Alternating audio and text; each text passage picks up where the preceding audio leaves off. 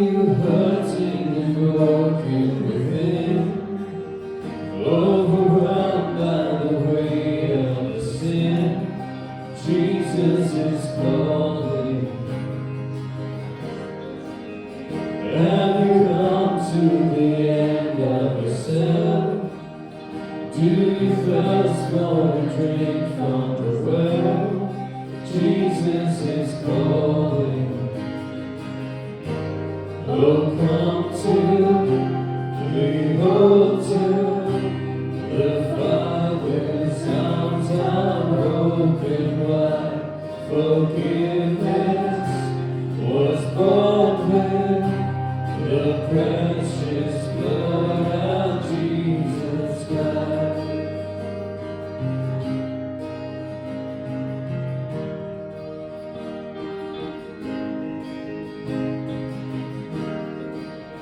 Leave behind your regrets and mistakes. Come today, there's no reason to wait. Jesus is calling. Bring your sorrows and trade them for joy. From the ashes a new life is born. Jesus is calling. Oh, come to the altar.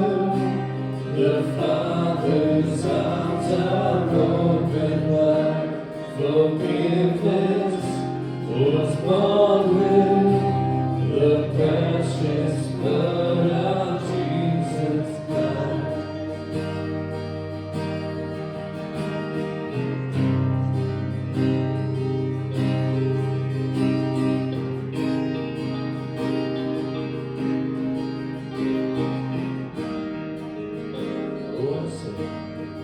Oh, what a Savior, isn't He wonderful? Sing hallelujah, Christ is risen. Bow down before Him, for He is Lord of all. Sing hallelujah, Christ is risen. Oh, what a Savior, isn't He wonderful? Sing hallelujah, Christ is risen. Bow down before Him, for He is Lord of all. Sing hallelujah, Christ is risen.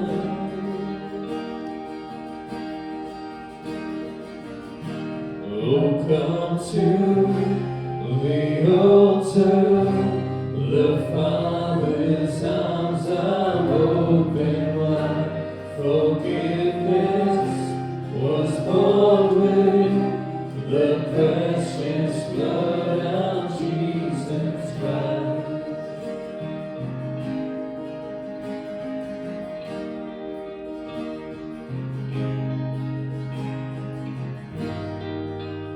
Wear your cross as you wait for the crown. Tell the world of the treasure you found.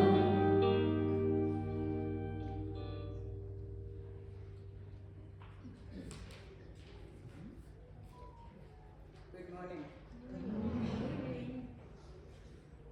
And a special warm welcome to those who are probably visiting us for the first time. And I trust that God will meet you where you are. May the peace of the Lord be with you. Let's take a moment sharing the peace of the Lord with others.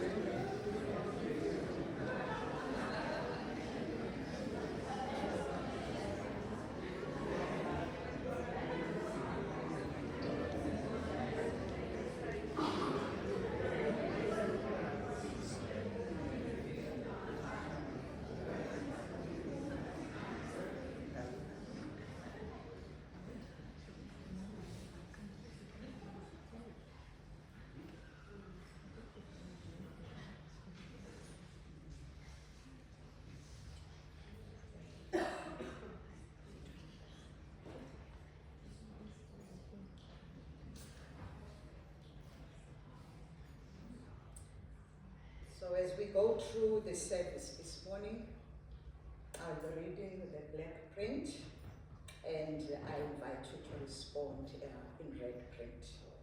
Shall we now do our call to worship, which is based on Psalm 95. Oh, come, let us sing for joy of the Lord, to the Lord. Let us shout aloud to the rock of our salvation.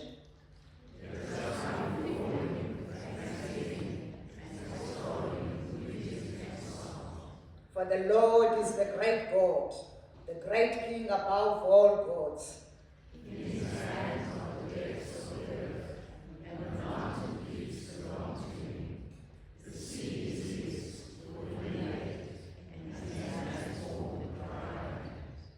Come, let us bow down in worship. Let us kneel before the Lord our Maker. For he is our God, and we are the people of his pasture, the flock under his care. Shall we now stand as we worship in song, or who are testing?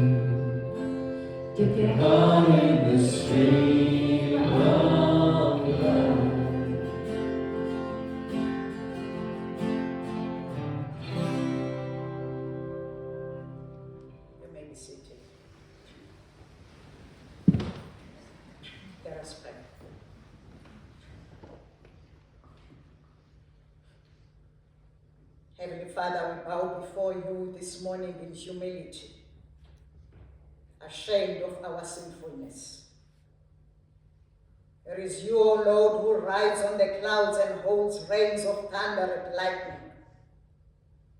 It is you alone, O God, who sits over all creation.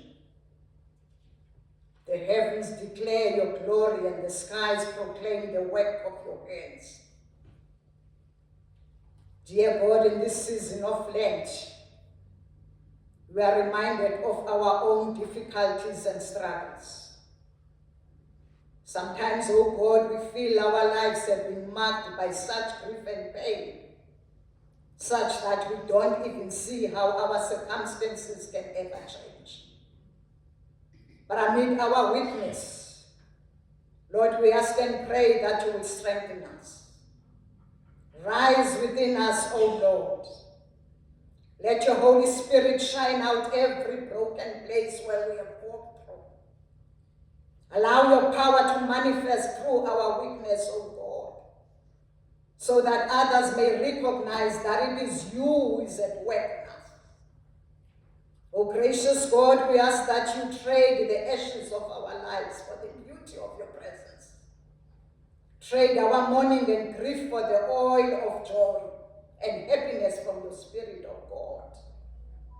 Trade our despair for hope and praise, O God. Lord, we give you thanks today and believe that this season of darkness in our lives will fade away. We thank you, Spirit, for being with us in whatever challenges we face and for being greater than these trials. We know and recognize that you are a sovereign God. Thank you for the victory that is ours because of your Son, Jesus Christ. And we are confident that everything is working in our favor. No matter how we may feel, this we pray in the precious name of our Lord and Savior, Jesus Christ. Amen. Let us humbly confess our sins before God. Holy God, you formed us in your image and redeemed us by the cross of Jesus Christ our Lord. Through the water of baptism, you clothed us with the shining garment of Christ's righteousness and established us as heirs with him in your kingdom. But we have squandered the inheritance of your saints and have wandered far in a land that is waste, sinning in thought, word, and deed, in what we have done and in what we have left undone. Lord, we turn to you in sorrow and repentance. Receive us and restore us. Through Jesus Christ our Redeemer. Amen.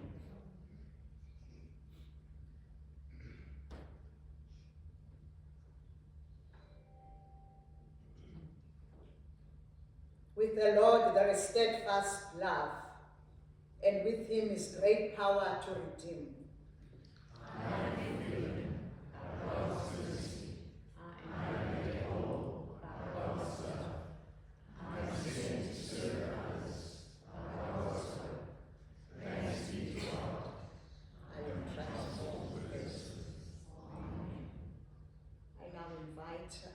Carol, who will be lighting the candle for Peace, Justice, and Hope for us this morning.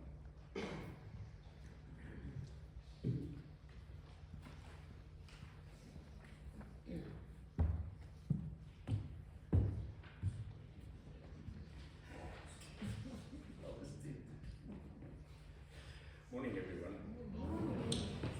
Today is the 67th day of the year, and I'm sure that many of you have been either entertained or exasperated by children, grandchildren, and others consistently talking about 6-7. If none of you know what I'm talking about, please see me afterwards and I'll explain over a cup of coffee or two. But on a more serious note, today is International Women's Day, which is this year has the theme of rights, justice, action for all women and girls. This day has been celebrated since 1911, and in 1975 the United Nations adopted International Women's Day on March the 8th each year. Just on a light and slightly more a note of levity for the librarians amongst us. Research has shown that 77% of women will read at least one book in a year. Only 53% of men will actually get through one book, and women are more likely to buy books, share books, and pass them on than men. The men tend to hold on to the books, which, as I've just indicated, they never read. But again, back to the theme for the day. We light the candle today for peace, for justice, and for hope, as we remember that as long as one woman faces discrimination, harassment, inequality, or oppression, we all do. We remember with gratitude the women who have gone before us and those who are with us today. Women of courage, faith, and quiet resilience. Women who through prayer, perseverance, and compassion refuse to accept a world as it is and work faithfully for the world as God intends it to be.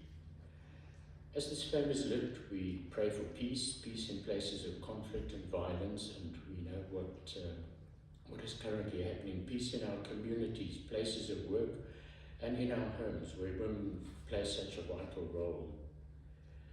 We pray for justice, especially for women and girls who still face inequality, violence, and exclusion. May we not only think and talk about it, but also live it, speak courage, and express it in our daily choices. And finally, we pray for hope, the hope that reminds us that light shines in the darkness, and the darkness will not overcome it.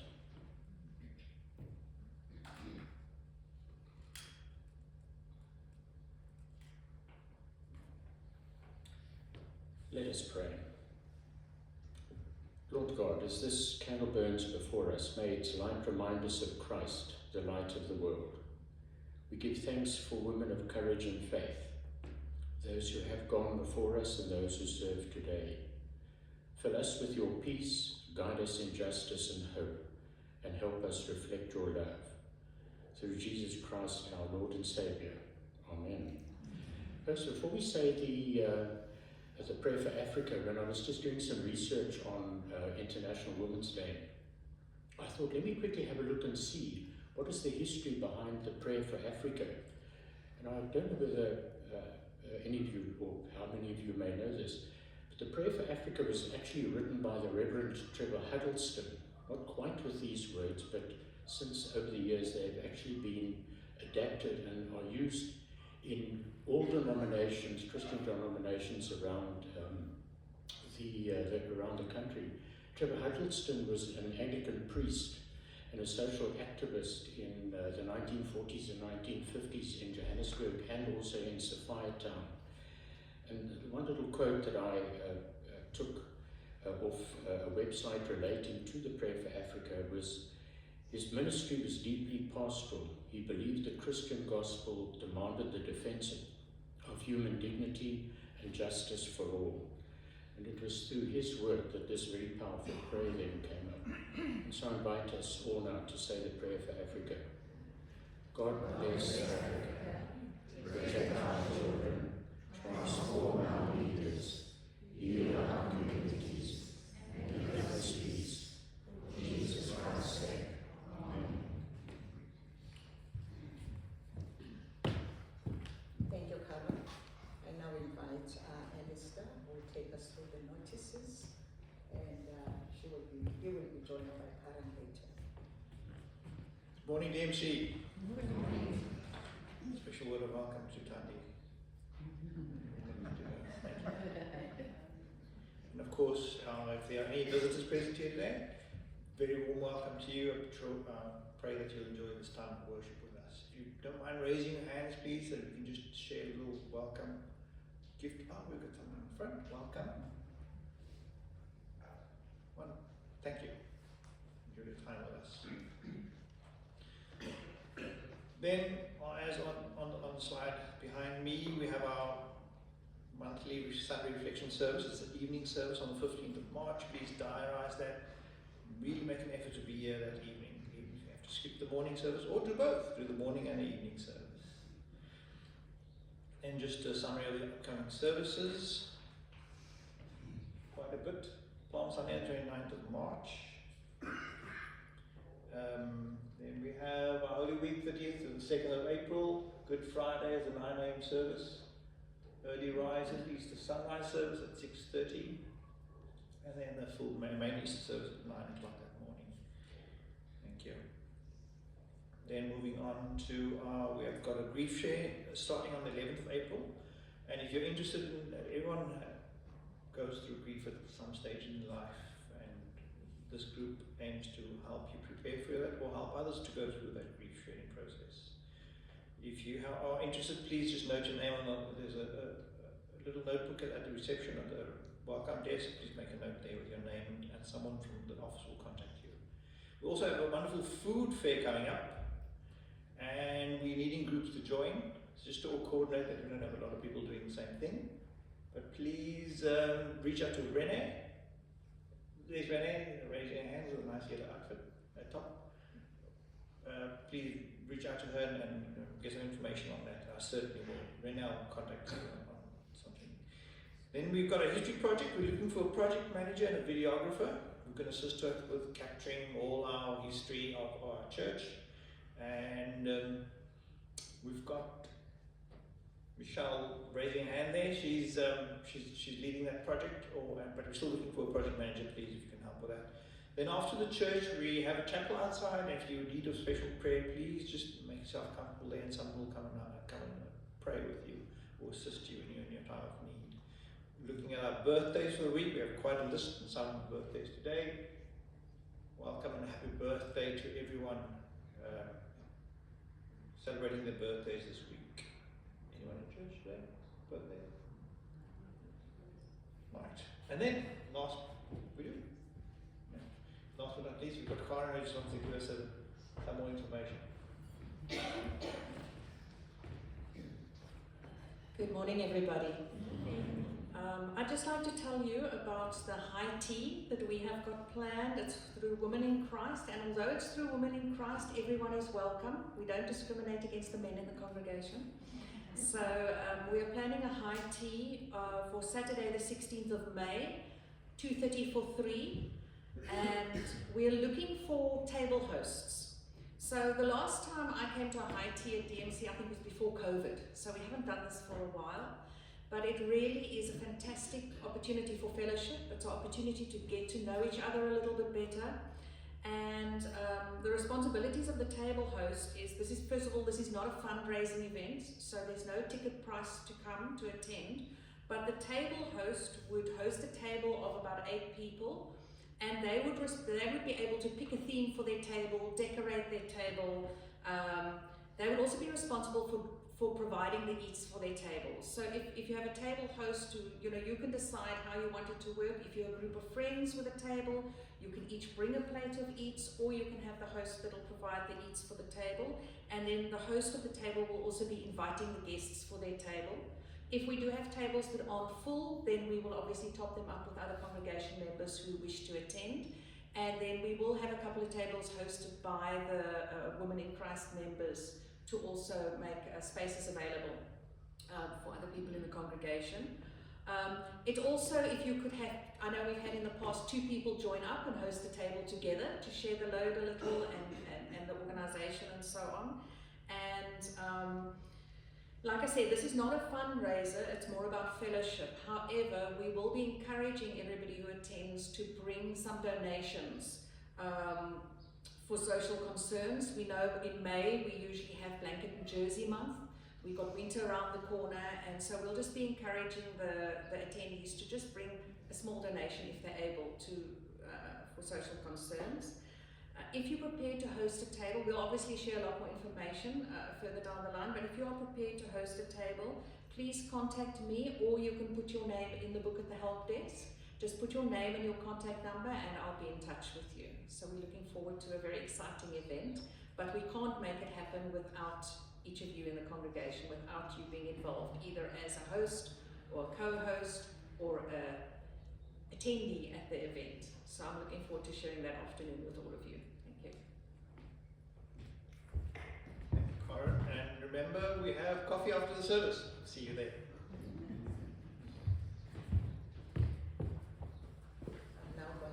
Thank you, Alistair, and thanks to you, Karen. I now invite the worship team to lead us with a song, Our God, Our Water King. Over to you.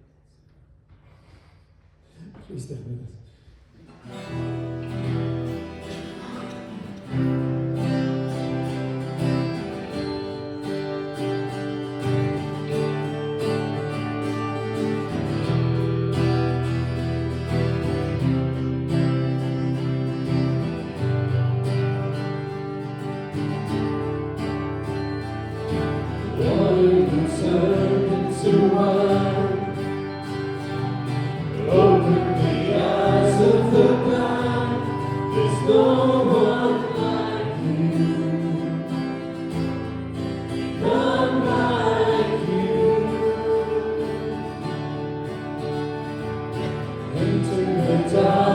you shine. Out of the ashes we rise. There's no one like you. None like you. Our God is greater, our God is stronger. God, you are higher than any other.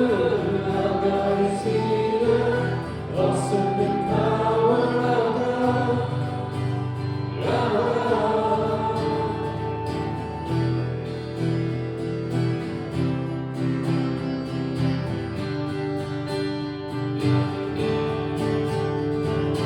Into the darkness you shine. Out of the ashes we rise. There's no one like you. None like you. Our God is greater, our God is stronger. God, you are higher than any other.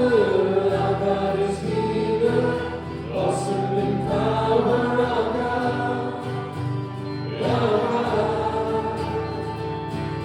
And if our God is for us, then who could ever stop us? And if our God is with us, then what could stand against? And if our God is for us, then who could ever stop us? And if our God is with us, then what could stand against?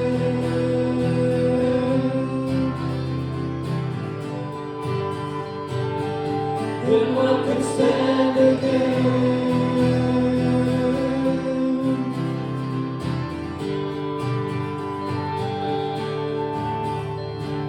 Our God is greater, our God is stronger. God, you are higher than any other. Our God is healer, awesome in power. Our God, our God.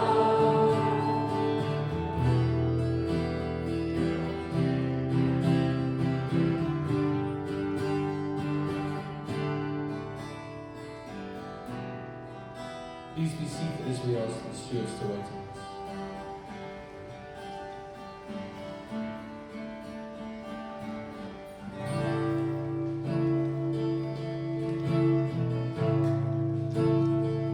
I love you, Lord. Oh, your mercy never fails me.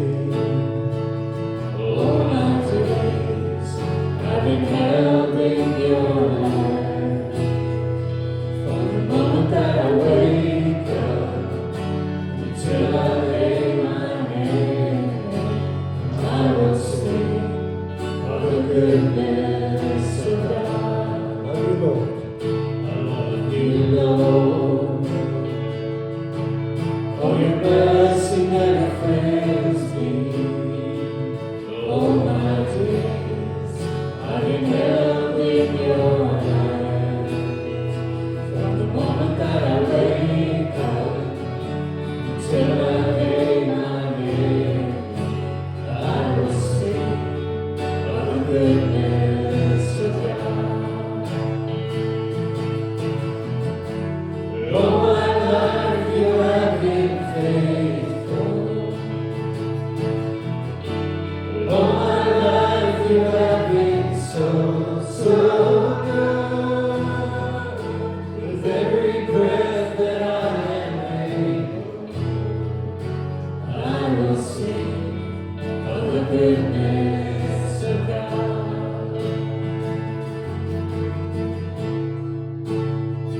I love your voice.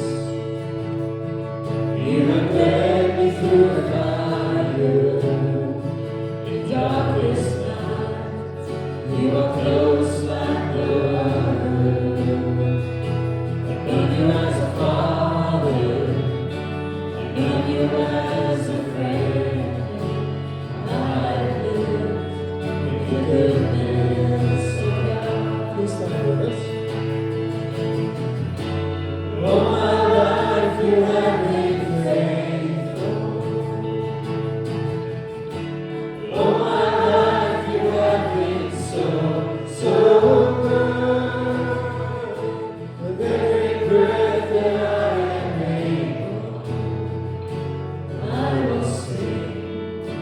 goodness of God. Your goodness is running after, it's running after me. Your goodness is running after, it's running after me. With my life laid down, I surrender now. I give you everything. Your goodness is running after, it's running after me. All my life you have been faithful. All my life you have been so, so good. With every breath that I am able, I will sing of the goodness of God. All my life you have been faithful.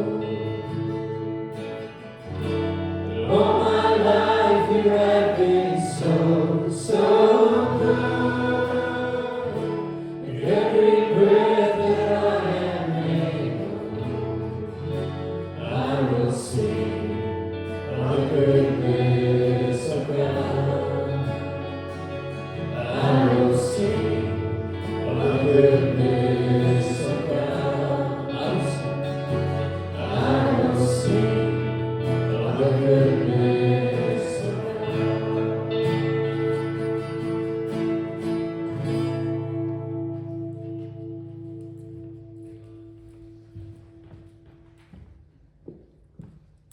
Shall we bow our heads in order to pray? Creator God, we thank you for being the light of the world that guides our steps on your path. The world and everything on earth, visible and invisible, all belong to you. Lord, we recognize that everything we have belongs to you. We acknowledge that even our very lives belong to you. This morning, oh God, as part of our worship and thanksgiving, we now offer back to you a portion of what you have generously given us. Loving God, we know that our financial giving is not the only thing you require of us. We remember that your mandate is to take your gospel to the whole world. We remember that you desire us to love with all our hearts, our minds, and our souls. We remember that you told us to love our neighbors as we love ourselves. Oh Lord, help us to measure up in our love and service. May the peace of God reign in our lives. The love of God surrounds us. The Spirit of God empowers us. And the joy of God upholds us. Through Jesus Christ our Lord we pray. Amen.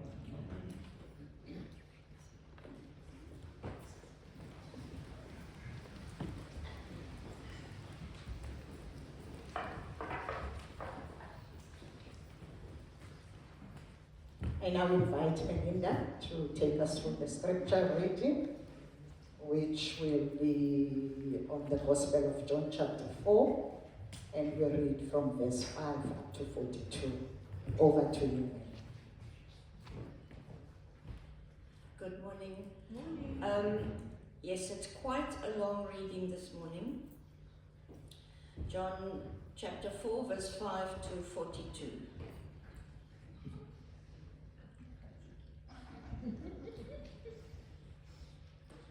So he came to a town in Samaria called Sychar, near the plot of ground Jacob had given to his son Joseph.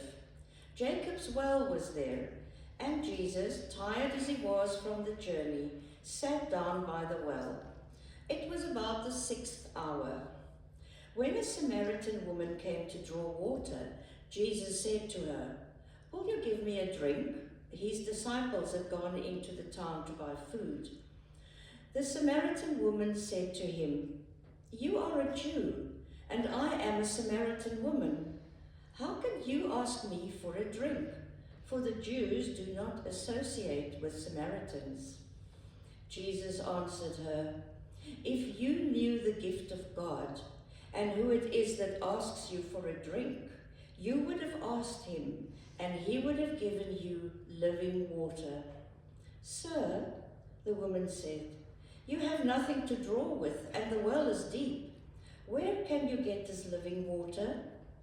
Are you greater than our father Jacob, who gave us the well and drank from it himself, as did also his sons and his flocks and herds?"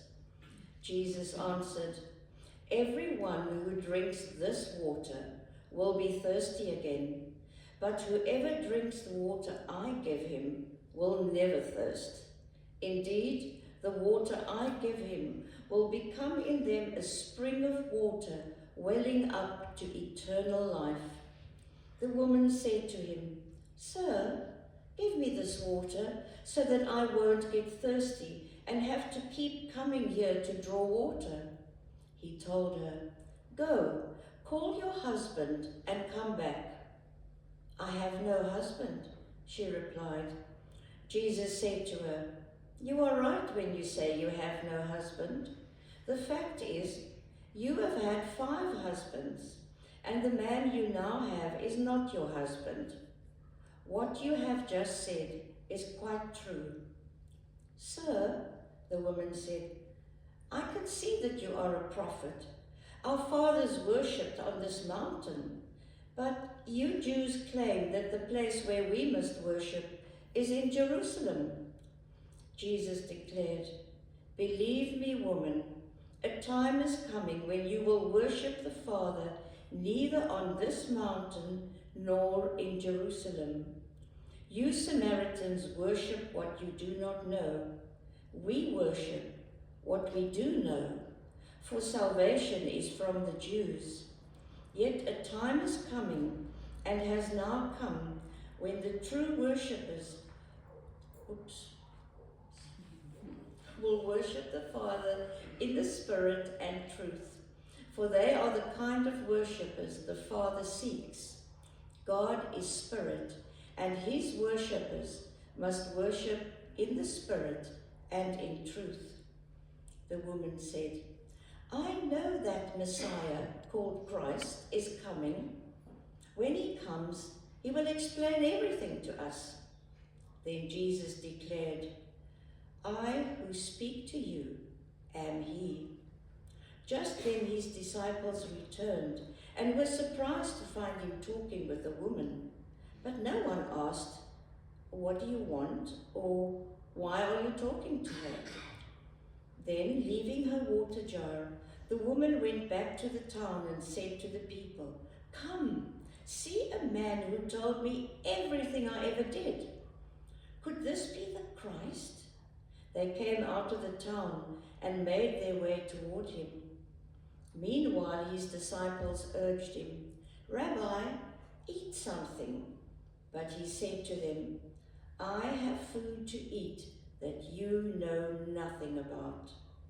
Then his disciples said to each other, "Could someone have brought him food?" "My food," said Jesus, "is to do the will of him who sent me and to finish his work. Do you not say, 4 months more, then the harvest? I tell you, open your eyes and look at the fields. They are ripe for harvest. Even now the reaper draws his wages. Even now he harvests the crops for eternal life, so that the sower and the reaper may be glad together. Thus the saying, 'One sows and another reaps,' is true. I sent you to reap what you have not worked for. Others have done the hard work, and you have reaped the benefits of their labor." Many of the Samaritans from that town believed in him because of the woman's testimony. "He told me everything I ever did." So, when the Samaritans came to him, they urged him to stay with them, and he stayed 2 days. And because of his words, many more became believers. They said to the woman, "We no longer believe just because of what you said. Now we have heard for ourselves, and we know that this man really is the Savior of the world. Hear the word of the Lord.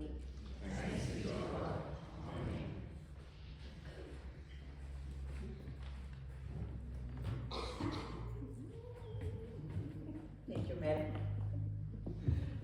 Yes, one day.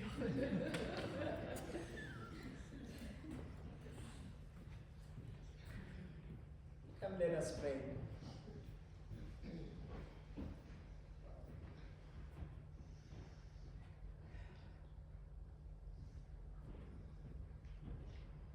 Heavenly Father, I come before you with a humble heart, knowing that without you, we can do nothing. Thank you for the privilege of sharing your word today. Fill me with your spirit so that I can proclaim your word, being guided by your truth and love.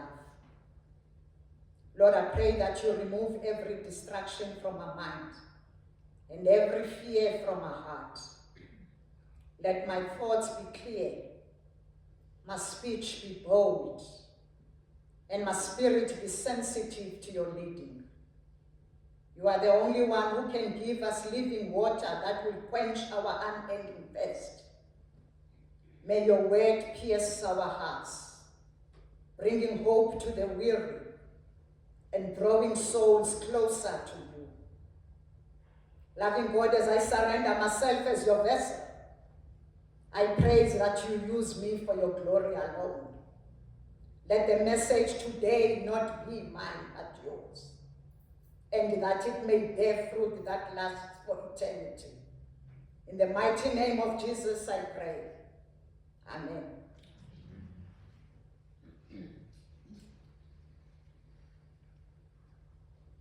We continue with our series. Today is Lent 3.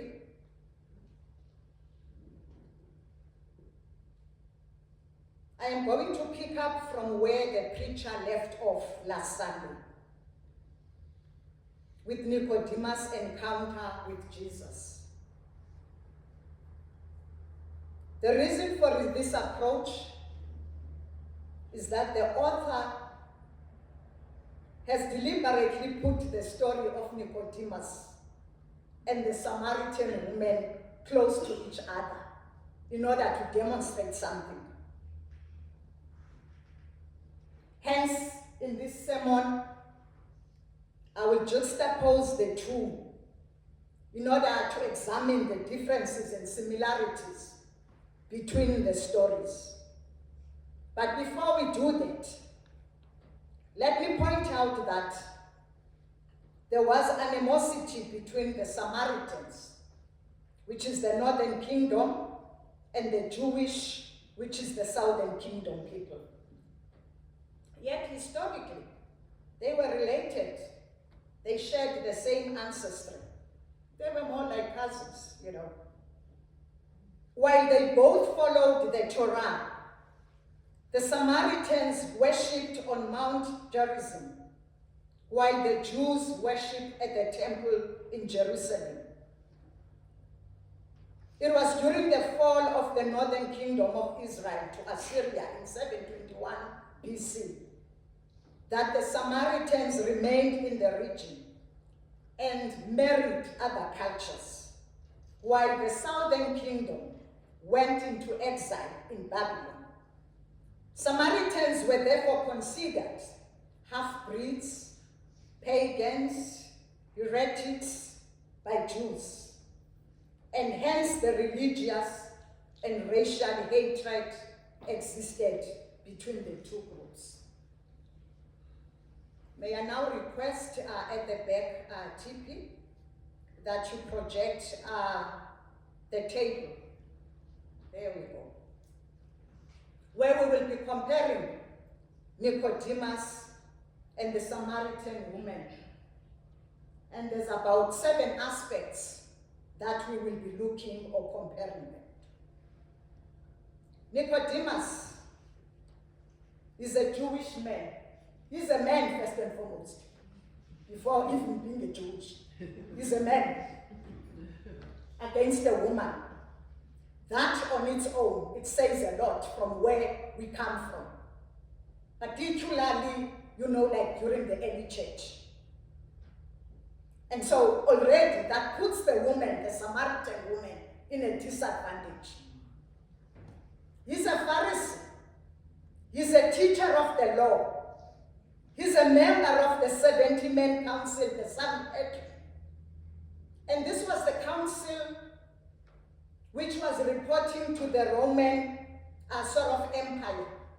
Because at the time, they were under the Roman government, but then the Roman Empire did allow them, to continue practicing their religion. So they did not want to be part of that. Hence, the election of this council. So it was working more like a court, like these days we call them the court. And so they were the ones who were basically responsible for anything, particularly from a religious perspective. They were responsible for the Jews. And by virtue of being, in this council, being a Pharisee and the teacher of the law, he's a social elite, and he's very well respected in the community. And by virtue of being the teacher of the law, they consider themselves as righteous and devout. The Samaritan woman, on the other hand, she doesn't even have a name. She's just called, Samaritan woman. Whereas the Pharisee has a name, is Nicodemus. That on its own says something. She's an outcast from a group that had wrong beliefs and practices, which is the Northern Kingdom.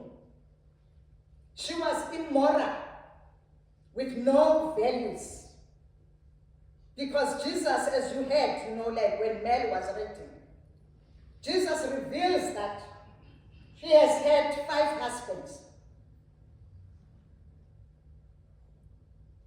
And so, from that perspective, she was seen as somebody, she was the lowest, of the law. Now, these two encounter Jesus. With Nicodemus, it was him who decided to approach Jesus. And interestingly, he approaches him at night. And night, we all know that the nighttime, it is dark. And we know that the darkness symbolizes sinfulness, symbolizes death, the unbelief, and everything that happens, the wrong that happens in the world. And it is not a mistake that the author actually finds it necessary that he mentions the times of the encounter between these two. Nicodemus encounters him at night, and I suppose the reason for that, remember they had a beef with Jesus. They did not like his teachings. They were challenging because Jesus was actually ruffling the feathers. And of course the Samaritans, or rather the Pharisees, being, like the elite group, you wouldn't dare challenge them on anything that they were doing. And so for a Pharisee to go broad daylight and approach Jesus, his very own Pharisees or the council members would actually look at him with another pair of lenses. So he probably was embarrassed in being associated with the hated Jesus. On the other side, we've got the Samaritan woman. She went alone to the well to fetch water. and that actually happened at noon. And fetching water alone and at noon was not done in those days for safety. And people would always, like women would have other women, like with fetching water for fellowship. And so they normally used to go in the morning or late, like in the afternoon, because it was very hot during, like at noon during the day. So that suggests that she must have been ostracized by other women, the Samaritan women, the very people who were being marginalized based on gender, are now the ones who are actually ostracizing another woman because of a past relationships, I suppose. These two people approached Jesus. Nicodemus, for instance, when Jesus tells him that unless you are born again, you will never enter or see the kingdom of God. He struggles with the concept. He cannot comprehend Jesus' teaching of being born again, because he literally interpreted that statement, not knowing that it was much deeper than that. It was about the spiritual death and transformation. The Samaritan woman, on the other hand, she did not approach Jesus. Let's start there. It was Jesus who approached her. And those days, like, he's Jewish, and this one is Samaritan. In those days, a Jewish man in particular wouldn't dare approach like a Samaritan woman. But on that particular day, when the disciples were out to get some food, Jesus approaches the woman asking for a drink. Don't you find it interesting that the provider of the living water is actually thirsty? The provider of water, the living water, is the one who's thirsty, according to the story, because here he is requesting water from an outcast, from someone with no morals, from someone who's the lowest of them all. The Samaritan woman also misinterpreted the offer of the living water as an ordinary drink, not knowing that Jesus, by the living water, he was actually referring to the healing water, to the restoring water, and eternal life. Coming to the spiritual awakening, Nicodemus, as he was engaging, like Jesus, and not understanding, we pick up that he actually left Jesus, still not understanding exactly what Jesus was referring to when he was talking about the rebirth or being born again. However, we do see a gradual understanding of spiritual death, which culminated in the defense of Jesus. Because at some stage, when the Pharisees had sent the temple guards to go and arrest Jesus for his teaching, Nicodemus actually defended Jesus by saying, does our law condemn a man without first hearing his side of the story? That's John 7, verse 50. And again, with a gradual understanding of the spiritual rebirth or being born again. This very Nicodemus brought about 34 kilograms of myrrh and aloe to bury Jesus with his secret disciple, Joseph of Arimathea. That's John 19:38. This is now Nicodemus' spiritual awakening. It was very gradual. And like I said, by the time he actually left Jesus, he was still clueless. He was still processing everything that Jesus had said in the conversation. The Samaritan woman, on the other hand, after quizzing Jesus with theological questions, and with Jesus surprisingly knowing her past, a light bulb becomes on. Boom.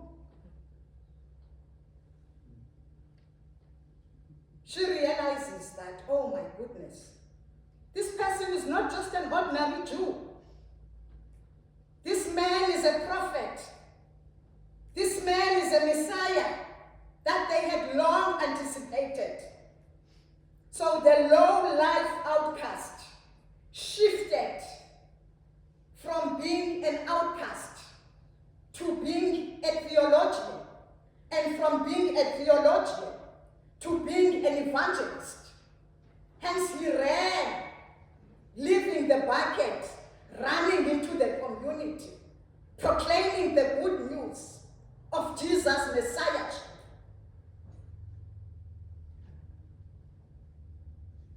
As I had indicated, Nicodemus, I suppose as a Pharisee,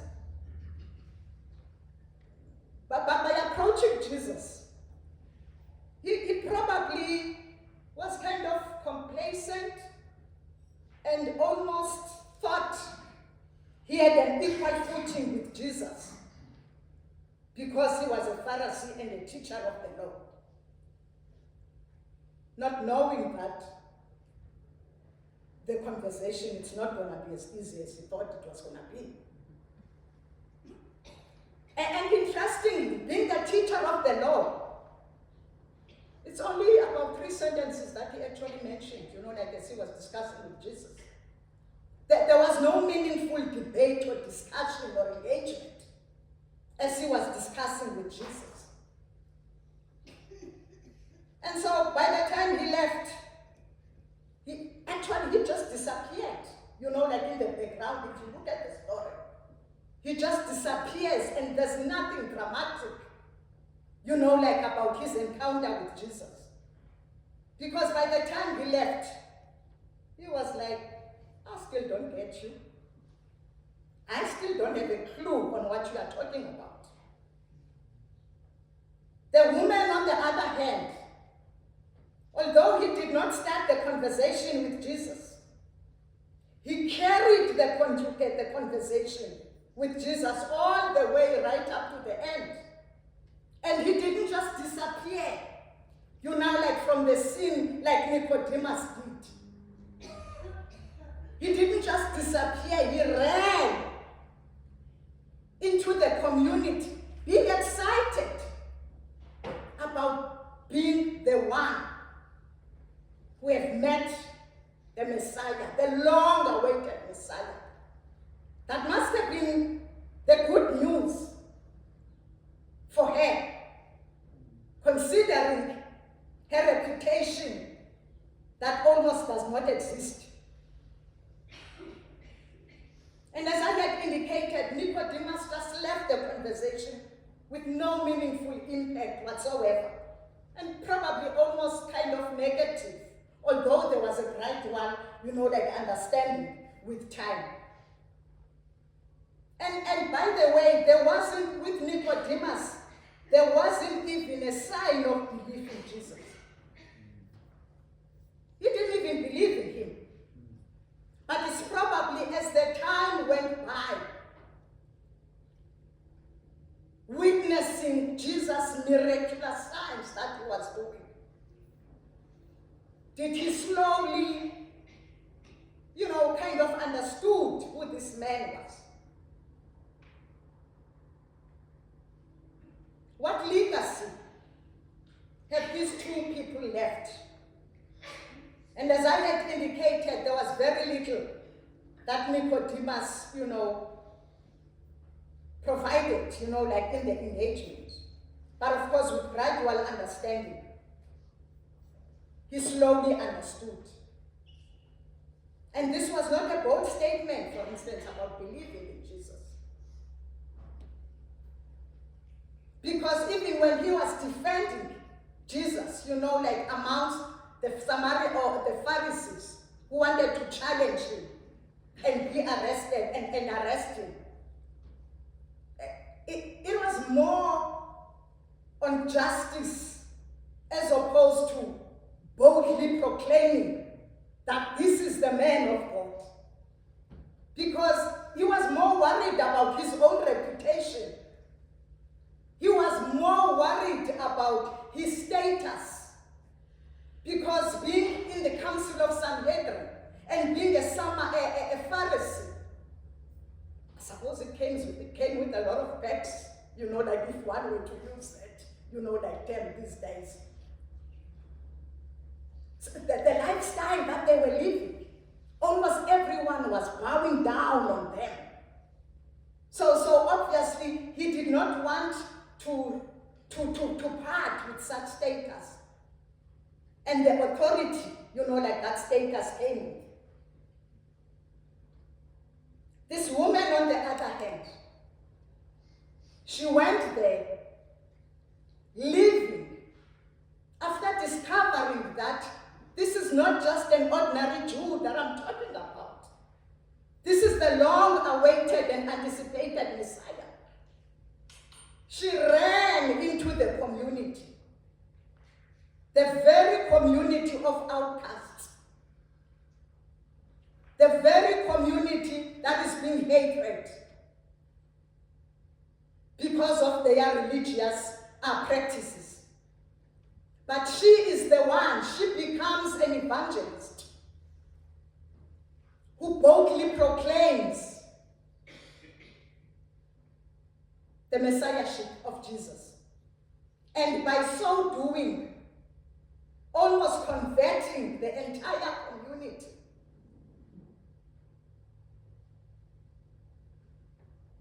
So, coming to our theme, what can one tell when someone is thirsty? I've mentioned about 3 things. It's water, it's grace, and salvation for all.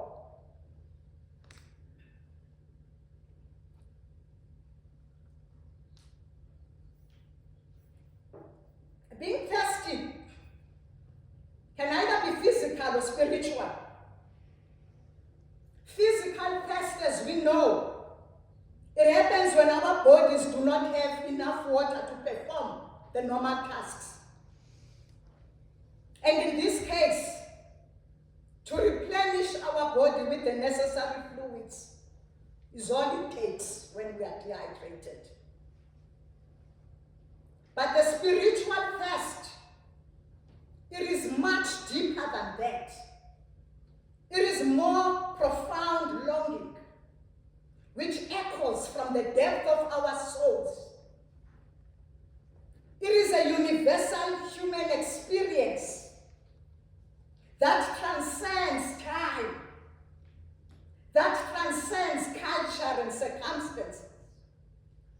It is an enduring, intrinsic aspect of the human soul, and it cannot be permanently satisfied by material pursuits, by wealth or power.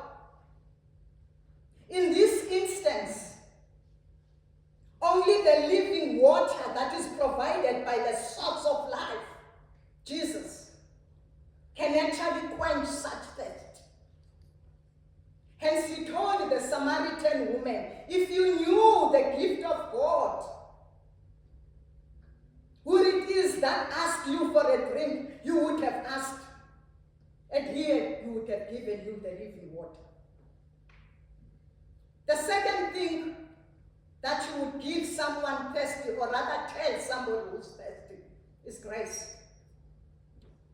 When Paul was tormented by a thorn in his flesh and pleading with God to remove the thorn, God told him, Paul, my grace is sufficient for you, for my power is made perfect in your weakness. That's 2 Corinthians 12:7-9. This means God's divine empowering presence is enough to sustain us through any suffering we go through. Whether it is physical, it is psychological, or emotional. This means that when we are at our weakest,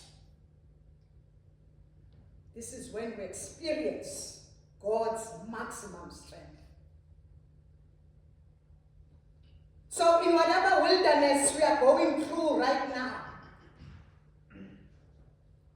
be assured that God's presence is all that you need to navigate through the life challenges you are going through. The last thing that you would say to somebody who's thirsty is salvation for all. Jesus, knowing the animosity that existed between the Jews and the Samaritans, on his way to Galilee from Judea, he decided to take a shorter route deliberately. And that is something that the Jews never did. As a male rabbi, he not only approached the woman, but he also made himself vulnerable by requesting a drink from a woman whose reputation is questionable. Hence, she was fetching water alone. The animosity between the two nations was such that Jews had to do, listen to this one, Jews had to do a purity ritual to cleanse themselves from the unclean Samaritans. Just by touching the same thing, the Jews had to cleanse themselves. Because whatever the Jew may have touched, it comes from a Samaritan. But Jesus was willing to drink. He was willing to drink water from a vessel that was touched by a Samaritan woman. By respectfully engaging the woman to offer salvation, Jesus deliberately broke gender, racial, social, and traditional barriers or norms, thus transforming the lonely outcast into an evangelist and a messenger whose testimony led to a harvest of faith in her community. By breaking such barriers, Jesus demonstrated that the ground is level at the foot of the cross, and that no one is beyond the reach of grace, including the women who were marginalized at the time. Amen.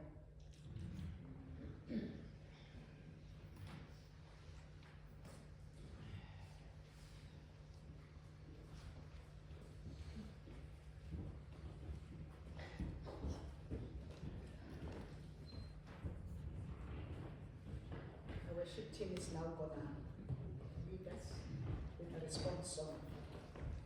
See where they are.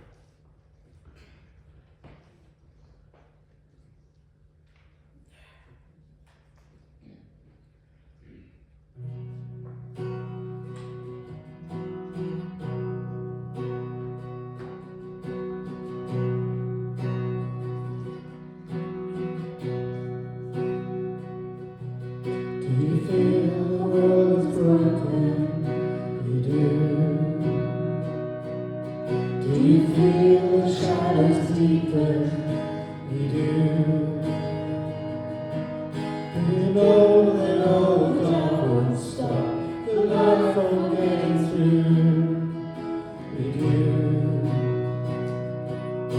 you wish that you could see it all made new.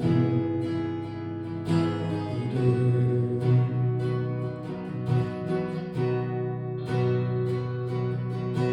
Is all creation running? It is.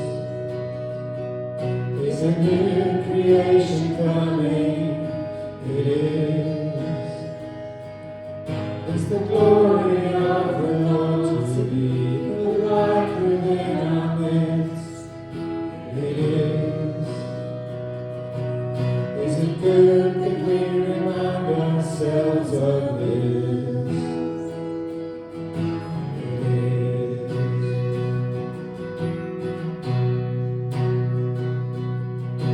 Is anyone worthy? Is anyone whole?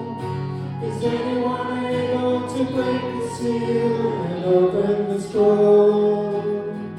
The Lion of Judah, who conquered the grave, He is faithful truth and the Lamb who died to ransom the slave. Is He worthy? Is He worthy of all blessing and honor and glory? Is He worthy of it? Yes.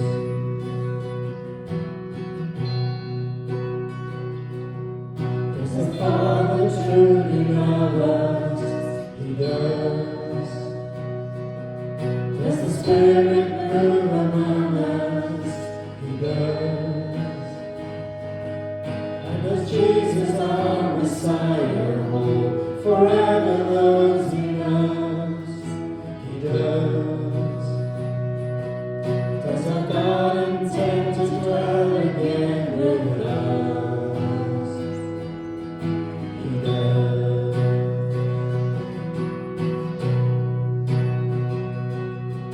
Is anyone worthy? Is anyone whole? Is anyone able to break the seal and open the scroll?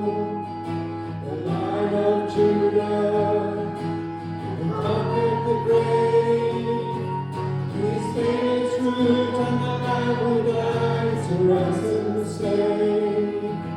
For every people and tribe, every nation and tongue, He has made us a kingdom and praise to God to reign with the Son.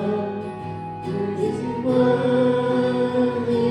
Is He worthy of all blessing and honor and glory? Is He worthy? Is He worthy? Is He worthy of it?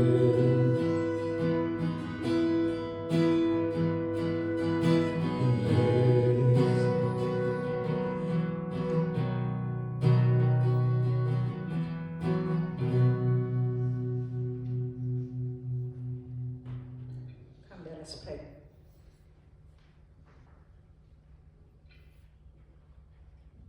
Oh, gracious God, we come before you this morning with humility, thanking you for your grace and spiritual food of nourishment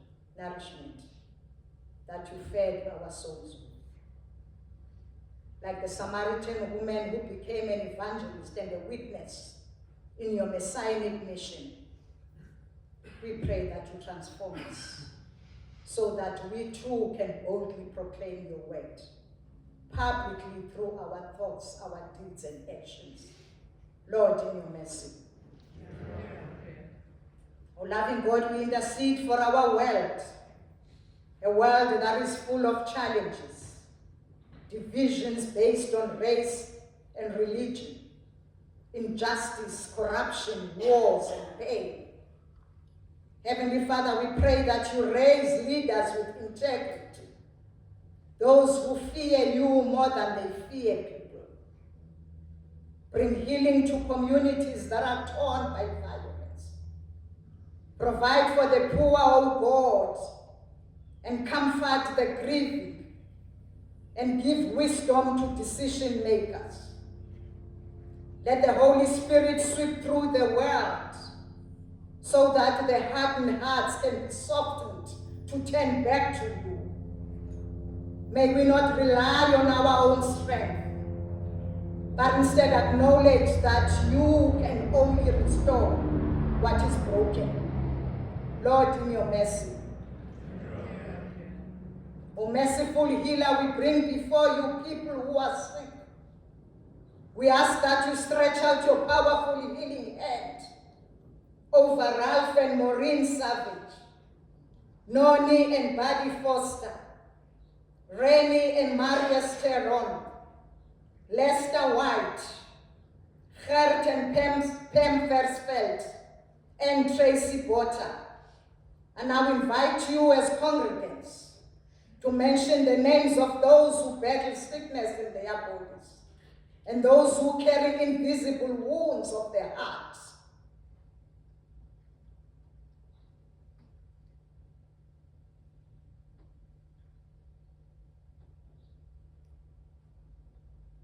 Lord, let testimonies of healing be shared as proof of your power and compassion.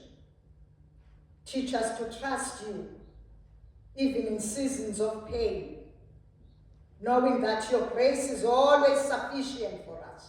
Lord, in your mercy. O Prince of Peace, you promised us peace that differs from what the world offers.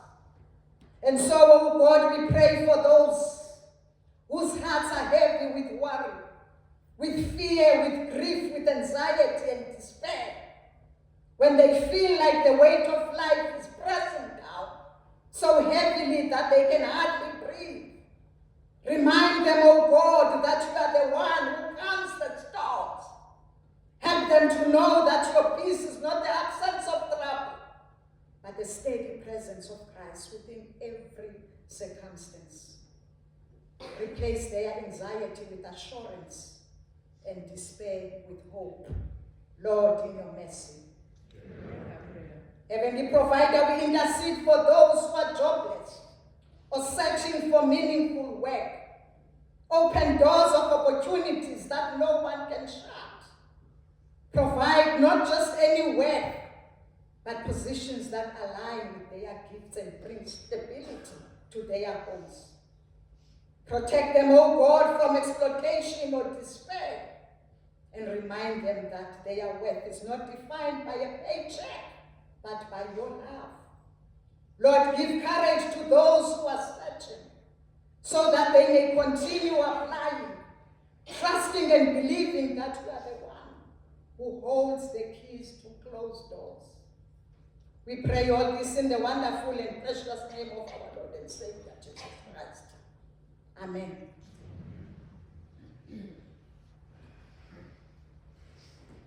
Shall we now affirm our faith? I believe in God, the Father Almighty, creator of heaven and earth. I believe in Jesus Christ, his only Son, our Lord. He was conceived by the power of the Holy Spirit and born of the Virgin Mary. He suffered under Pontius Pilate, was crucified, died, and was buried. He descended to the dead. But on the third day he rose again, and he ascended into heaven, and is seated at the right hand of the Father. He will come again to judge the living and the dead. I believe in the Holy Spirit, the Holy Catholic Church, the communion of saints, the forgiveness of sins, the resurrection of the body, and the life everlasting. Amen. Shall we now stand as we sing our closing song, Take My Life?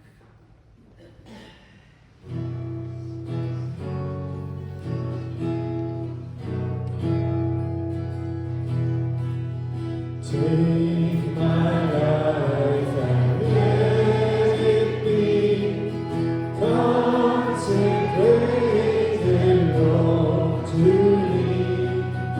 Take my moments and my days, let them flow in ceaseless praise.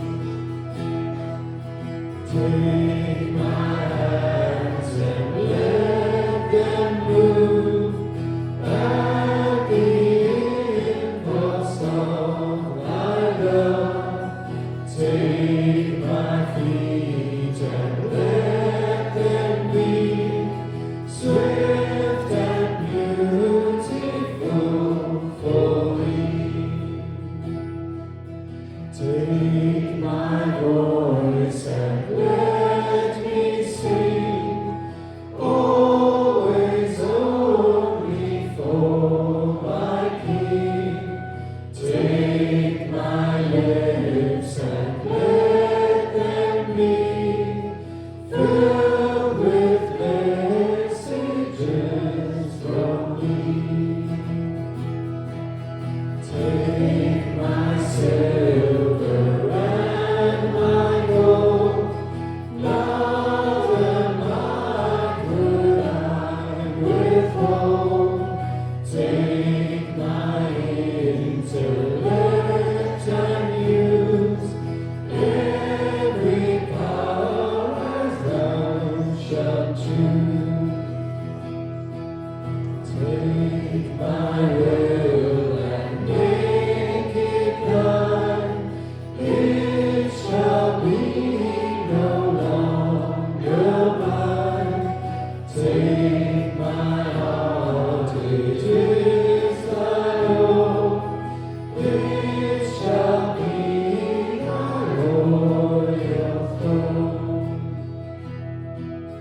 Take my love, my Lord, I pour at thy feet its treasure store. Take myself and I will be ever only all for thee. Thank you. Thank you, everyone. The worship team at the back. TP at the back. Thank you so much, guys. And you also give yourselves a round of applause by actually participating and making this service, what it has been. And shall we now pronounce benediction? And now, may the grace of our Lord Jesus Christ, the love of God, and the fellowship of the Holy Spirit be with us all, now and forevermore. Amen. And coffee is waiting for all of us. Thank you.